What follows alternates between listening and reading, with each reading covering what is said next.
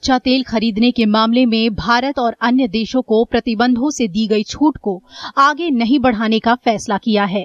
America ने प्रतिबंध की घोषणा करते हुए कहा कि ये फैसला ईरान के परमाणु कार्यक्रम पर लगाम लगाने और अमेरिका के साथ दोबारा बातचीत के लिए उस पर दबाव डालने के उद्देश्य से किया गया है। सोमवार 22 अप्रैल को व्हाइट हाउस की प्रेस सचिव ने कहा कि राष्ट्रपति डोनाल्ड ट्रंप ने मई की शुरुआत में खत्म हो रही छूट से संबंधित सिग्निफिकेंट रिडक्शन एक्सेप्शंस यानी SRE को फिर से जारी नहीं करने का फैसला किया है।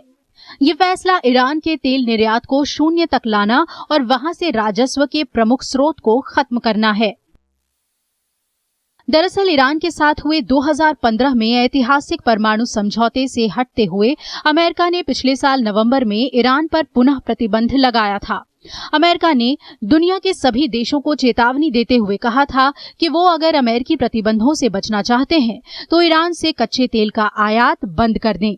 हालांकि अमेरिका ने भारत समेत चीन, ग्रीस, इटली, ताइवान, जापान, तुर्की और दक्षिण कोरिया को अगले 6 महीने यानी 2 मई 2019 तक के लिए प्रतिबंधों में छूट दी थी।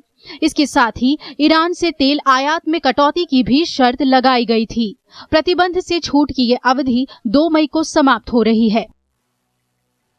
अमेरिका के विदेश मंत्री माइक पॉम्पियो ने ईरान पर प्रतिबंध लगाने की बात करते हुए कहा कि ईरान से तेल आयात करने को लेकर देश को मिली छूट की समय सीमा 2 मई को खत्म हो रही है और 2 मई के बाद किसी भी देश को कोई छूट नहीं मिलेगी।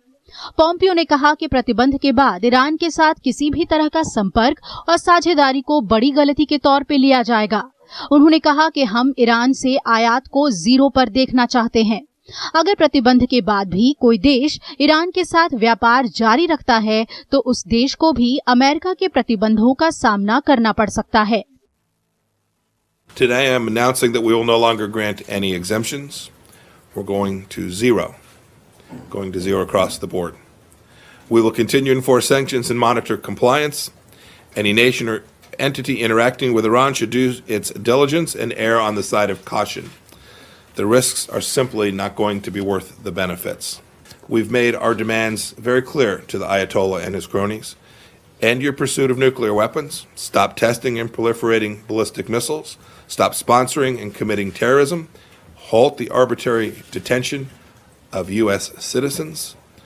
Our pressure is aimed at fulfilling these demands and others, and it will continue to accelerate until Iran is willing to address them at the negotiating table.